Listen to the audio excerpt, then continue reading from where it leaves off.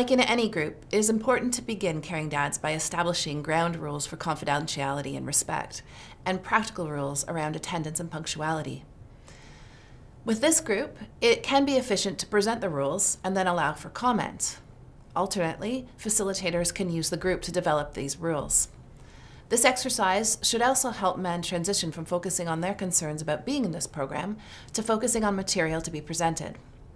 Use your judgment about the degree of flexibility with rules. Most of the time, men have no problem. However, it's useful to engage them in a discussion of their agreement and disagreement with the rules and give them some control over the process. For example, in past groups, modifications have been made to rules regarding lateness, and accommodations have been made for harm reduction plans around drug and alcohol use. Welcome to week 1 of Caring Dads. I know this is not an easy night for you to be here, so I want to recognize that and want to try to create a space where you're comfortable as possible being here. So to start with, what we're going to do is set some guidelines, some what we call group rules for your attendance and being here, and I want that to be something we build together as a list of things that are going to help you guys feel confident in what we're doing here. So I'm just going to throw that out. Is there anything that comes to mind that you think you need to have in order to feel safe in this room?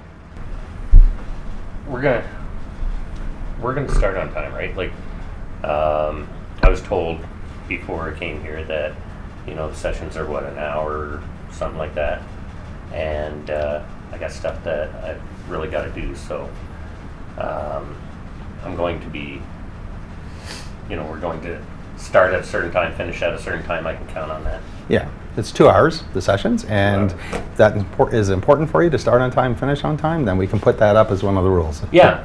Is that important to other people as well? We start and finish on time? Okay, so we'll put that up.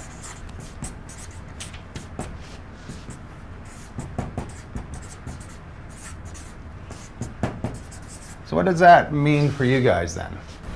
Another rule? Yes. What if I can't come? Maybe I'm busy or something, or I have to go to work.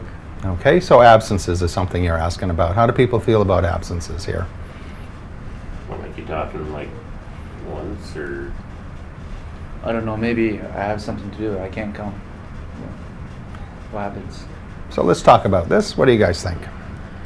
What would be a tolerable number of absences that you'd be okay with? I don't think you could miss more than a couple of the meetings. It's, there's no reason to miss several. Okay. So what about 2 absences? We okay with that? So I'll write down 2 absences, and then it's up to you guys to check in with each other when you go beyond that. Does that make sense? No more than 2?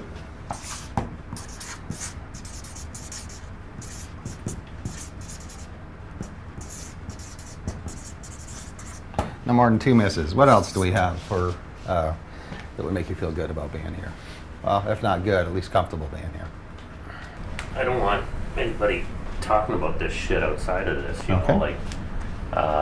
We're going to be talking about our personal stuff, and I don't need anybody in this group flatting about that outside of this group. Okay, so confidentiality is important. Yeah. Okay. Other people too? Yeah. Yeah. It's important for you? Very. Okay.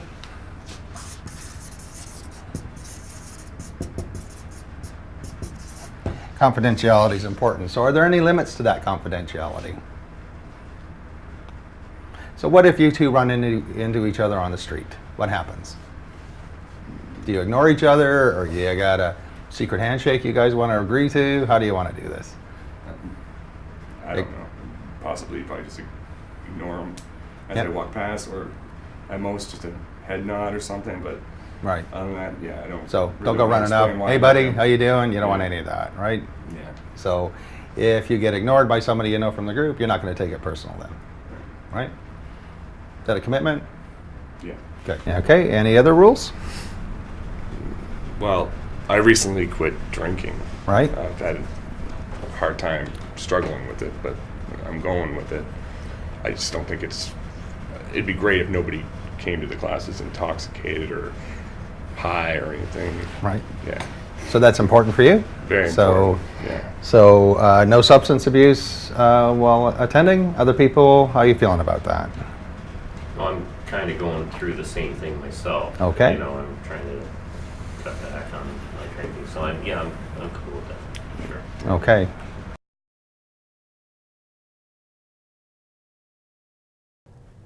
Now we're going to talk about the exercise, What is a Dad? Introduce this exercise by having men consider what it means to be a father. Take a piece of full scrap and get ready for a brainstorm. First, you're going to have men generate descriptions for a good or a great dad. Likely, the resulting description will be of a fairly ideal father. After that's done, have men just consider the description of somebody who is just a dad. Encourage them to come up with behaviors of a father who's good enough, but not necessarily the best dad. Facilitators are encouraged to gently prod men to provide examples from their own lives or from the lives of others of both good fathering and just a dad. This exercise will help identify a range of acceptable fathering behaviors for men and helps to keep the idea of good enough fathering within reach. Next, introduce men to the idea that fathers who fit into the just a dad and a good dad category both maintain an important contract with their children.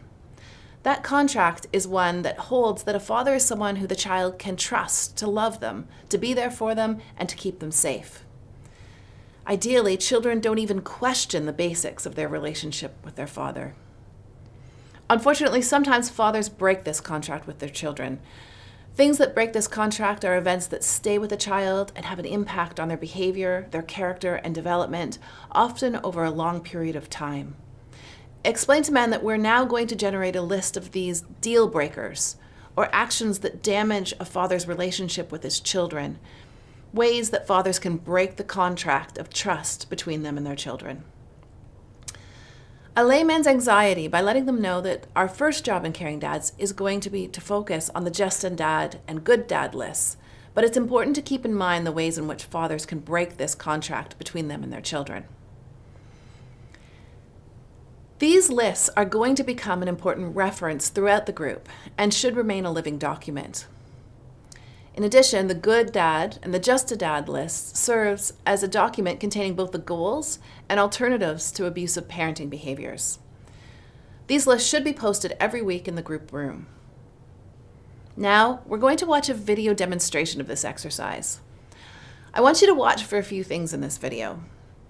One of the things I want you to watch for is the way in which Tim models respect for the men, how he responds non-defensively to men's challenging and resistant behavior, how he helps men move from general descriptions to specific behaviors, how he avoids confrontation, and how he starts to develop discrepancy between what men want and what their actions might be.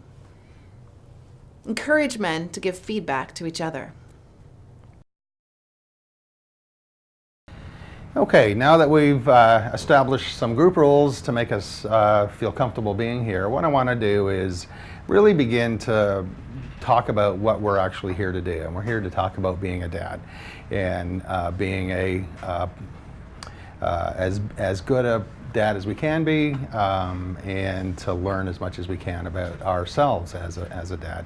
So starting with that, what I want to do is get from you guys your idea of what are the characteristics of a great dad? When you think about a great dad, what are the characteristics? And I'm going to write this stuff down for us here, okay?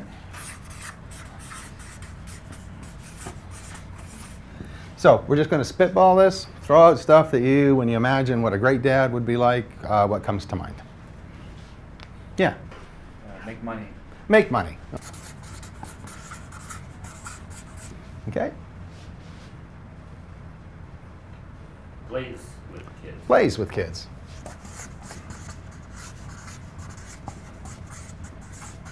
What other things come to mind? Positive influence. Yeah, okay, so like what would that look like, a positive influence? Because I think you're right, but I just want to know specific. No, Yeah. Just showing your kid how to treat others how you want to be treated. Okay, right. So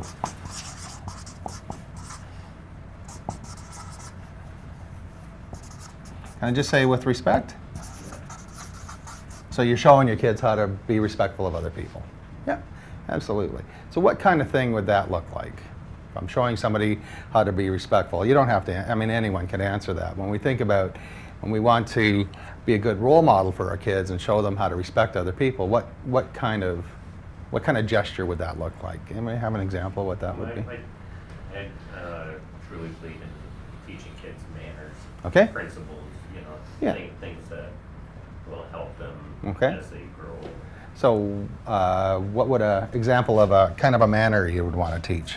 Well, please, thank you,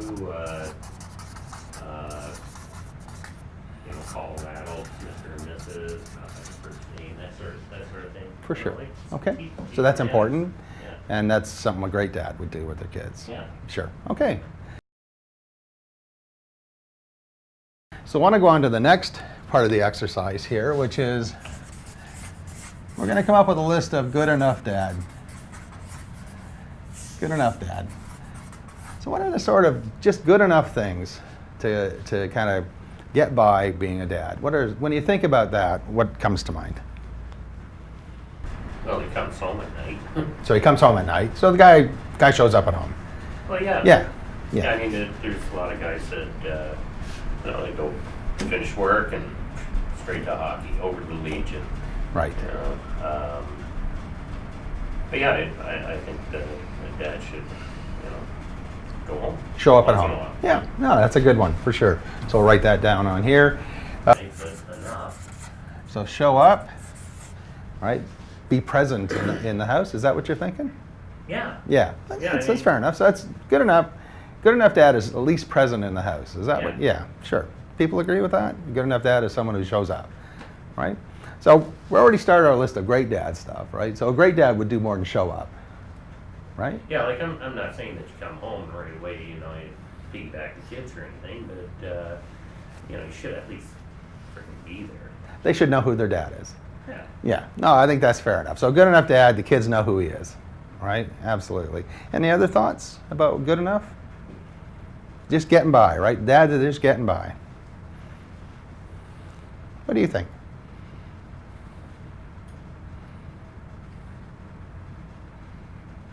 I think sometimes the dads can only do what the moms let them do. So sometimes a dad can only do what a mom lets them do. Sure. Okay, so And they know why they be blamed for something that they can't do anything. So. right, okay. So can we talk about that in the next couple of weeks? Come back to some of that stuff around how you're feeling related to your kids? But if we're going to think about a good enough dad, someone who's just getting by, with the exception of what you've just talked about, because you're feeling as though you've got some controls around that, but we can think about a good enough dad as someone who shows up, right? What else do they do? How about kind of knows when the kids were born? Kind of knows when the birthday is, right? Kind of rough idea, right? Doesn't plan the birthday parties, but shows up. Would that be kind of like a good enough, right? So shows up for birthday parties, right? So for important events, which might kind of tie into some of what you were talking a little bit about in terms of so either gets permission from mom to show up or knows, or mom reminds them of when stuff is, and then they might show up. So perhaps the Christmas concert at school or field day or some other important event, if he knows about it, then there's a good chance he'll show up, right? That's the kind of, right? So his intentions are good, right?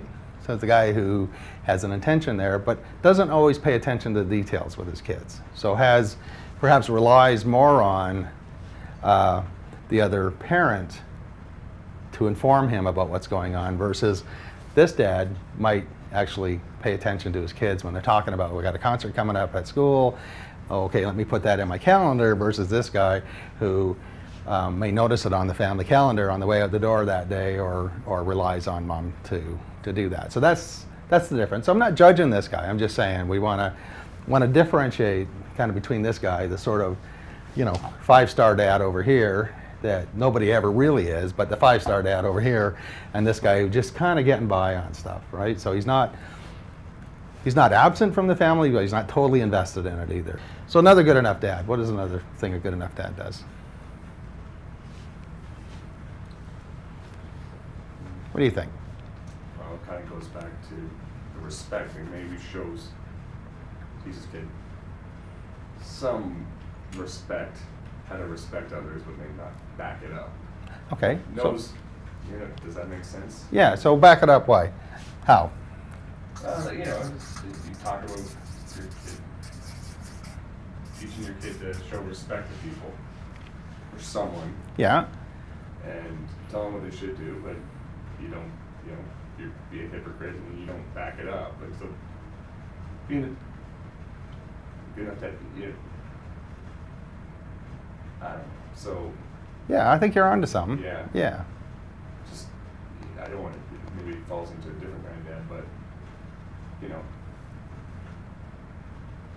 knows what respect is. right, Knows how to respect somebody. Tells them the kid how to respect somebody, right. but they could be the hypocrite and not And not show it. And not show it. Okay. Yeah. So an example of that might be, Listen to what your mother says. Right. What your mother says. right? And I could be there. And what you tell me what to do, and I fluff it off. Okay. Don't show So her tell your respect. kids respect your mother, but don't demonstrate respect of her Yeah. so they can see how to respect her. Yeah, no, I think that's fair enough, right? Absolutely, for sure. The next thing we want to do is look at things that kind of hurt our kids. So behaviors, what we call deal breakers. So things that damage your relationship to your children. So we talked about the dad who shows up in the first one. The dad that never shows up is an example of that. So it's what we want to do is think about what's the experience of our children. So if I'm a dad that never shows up for anything, goes to the Legion or hockey instead of coming home, it impacts the kids in a certain kind of way. So can we come up with other examples? You have to be allowed to show up too, so. Yeah, absolutely. So can we talk about that a bit later? Because we're going to come back to that, for sure. But right now, we just want to kind of get a list of these 3 things, because these are going to be things that help guide us. So, deal breakers. Any ideas? What about father, person that comes home, watches the game, but ignores everything around them? Kids could be asking for somebody just fluffing off everything that they say. Absolutely. So what is it we're teaching our kids when we ignore them? Just don't care about them. Don't care about them. So what I'm talking about is, once in a while that can happen, but when it's the consistent experience of our children, what's that like for the kids? What do you think? If your child consistently hears you ignoring, or consistently experiences you not showing up, unless of course there's a reason you can't show up, something's happened, but if you're consistently just never showing up for your kids or ignoring your kids, what's that like for your kids? What do you think? Probably hurt their feelings. So it's hurtful Yeah. for the kids, for sure. Okay. Just some final thoughts related to the first week. It's important to try to avoid having men disclose too much personal information during this first group. For example, when brainstorming a list of examples of ways that fathers can break the contract between them and their children, facilitators should generally avoid too much probing. List men's examples with fairly little discussion and prompted personal disclosure. If men provide personal examples, it's a good idea to gently limit that disclosure. Too much personal discussion in the first group may be counterproductive, and it is likely to increase dropout. It's also useful to end the first week with a checkout. In general, facilitators can have men check out with how he's feeling about the meeting. Most of the time, men will respond with feelings of relief and with greater comfort in the group process. Facilitators should reinforce men's feelings of engagement and any comments that they've made that are pro-group or pro-change. Facilitators can also increase engagement by asking men to comment or commit on whether or not they're coming back next week by responding to the question, "Are you coming back next week?" If facilitators have spent the majority of group time dealing with hostility from 1 or 2 of the men, they may wish to ensure that these men check out last. Choose the seemingly most pro-group man first. He'll set a precedent for the others.